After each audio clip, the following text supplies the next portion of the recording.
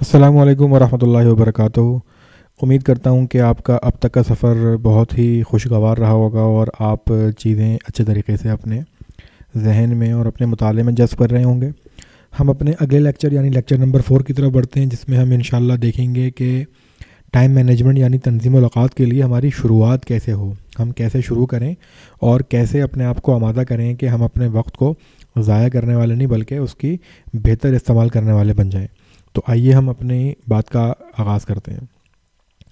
سب سے پہلے تو ہم یہ سمجھیں کہ ایک کانسیپٹ یا تصور ہے جس کو ہم کہتے ہیں شارپننگ دا سو۔ یہ کیا چیز ہے؟ اس کو ہم اگر سمجھ جائیں گے تو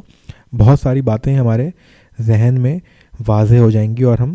ایک اچھے طریقے سے اپنی ٹائم مینجمنٹ کو نہ صرف پلان کر سکیں گے بلکہ اس پر عمل بھی کر سکیں گے۔ تو سب سے پہلے تو یہ سمجھیں کہ شارپننگ دا سو کیا ہوتی ہے۔ دیکھیں، سو جو ہے وہ اصل میں آری کو یا کلہاڑی کو یا کسی بھی اوزار کو کہتے ہیں۔ یہ ایک میٹامورفیکل یعنی ایک محاوراتی جو ہے وہ استعمال ہے ایک لفظ کا یعنی سو کا، کہ آپ جب بھی امپلیمنٹیشن کرنے جاتے ہیں کسی بھی چیز کی، اپنی اسکل کی، اپنی سیکھے ہوئے اپنے لرننگ کی، تو امپلیمنٹیشن سے پہلے آپ کو اس میں مہارت حاصل کرنی پڑتی ہے۔ تو اگر کوئی لکڑہارا ہے اور وہ لکڑیاں کاٹتا ہے تو اس کے لیے بہت ضروری ہے کہ جب وہ لکڑی کاٹنے جائے تو اس سے پہلے اپنی کلہاڑی کو، اپنی آری کو بہت اچھے طریقے سے تیار رکھے۔ تو ہم انشاءاللہ تھوڑا آگے جا کے بھی دیکھیں گے کہ ہماری محنتوں کا اور کاوشوں کا اصل فوکس کہاں ہونا چاہیے اور ہم کہاں پر اپنی محنتیں جو ہیں وہ کھپائیں اور اپنے آپ کو زیادہ فوکس رکھیں اپنی ایفرٹس کے متعلق۔ تو اگر ہم یہ سمجھیں کہ کلہاڑی کو استعمال کرنے میں یعنی درخت کاٹنے کے لیے جو عمل ہوتا ہے ایکچوئل اس کو کرنے میں ہم کو 10 منٹ لگتے ہیں، تو ہمیں اپنا 90% یعنی 90 منٹ جو ہے وہ اس کلہاڑی کی دھار کو تیز رکھنے میں استعمال کرنے چاہیے۔ تو سب سے پہلا جو ہم معاملہ کریں وہ یہ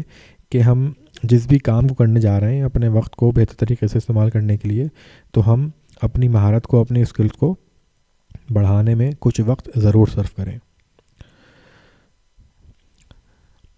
سب سے پہلے جب آپ کسی معاملے کو شروع کرنے لگیں تو یہ سوچیں کہ آپ اس سے اینڈ رزلٹ کیا حاصل کرنا چاہتے ہیں، یعنی آپ کی نظر میں آپ کا ویژن اور آپ کا نصب العین یہ بہت واضح ہونا چاہیے۔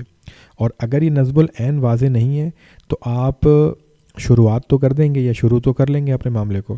لیکن بہت جلد جو ہے وہ آپ اپنی راہ میں بھٹک بھی سکتے ہیں اور اپنی راہ پہ سے ہٹ بھی سکتے ہیں۔ تو یہ جو مقولہ لکھا ہے انگلش میں کہ begin with the and in mind, یہ بہت ہی زیادہ امپورٹنٹ اور بہت ہی زیادہ اہم ہے۔ اس تصویر کو دیکھیے کہ جو اب اس سلائیڈ میں نے آپ کے سامنے پیش کی ہے، یہ ایک بہت واضح مثال ہے کہ اگر اس بات کا خیال نہ رکھا جائے کہ آپ اپنا کام آخر میں کیسا کرنا چاہتے ہیں تو آپ کام تو شروع کر دیں گے، لیکن وہ کام جو ہے وہ اس شخص کی طرح ہوگا کہ جو اس کونے میں کھڑا ہوا ہے سوچ رہا ہے کہ اب میں کیسے اس پینٹ کی ہوئی فرش پر سے گزر کے جاؤں اور اپنے کیے ہوئے کام کو مکمل طور پہ خراب کر دوں۔ تو یاد رکھیے، ذہن میں رکھیے کہ ہمیشہ آپ کو اپنا اینڈ رزلٹ، اپنا اینڈ اسٹیٹ کہ جس تک آپ پہنچنا چاہتے ہیں وہ ذہن میں رکھنا اور اس کے بارے میں جاننا بہت زیادہ ضروری ہو جاتا ہے۔ اب آپ دیکھیں کہ ٹائم مینجمنٹ کو ہم اگر صراط المستقیم سے تشبیہ دیں، جو کہ صراط المستقیم ہم کو بیان کیا گیا ہے سورۃ العصر کی روشنی میں، تو یہ ایک 4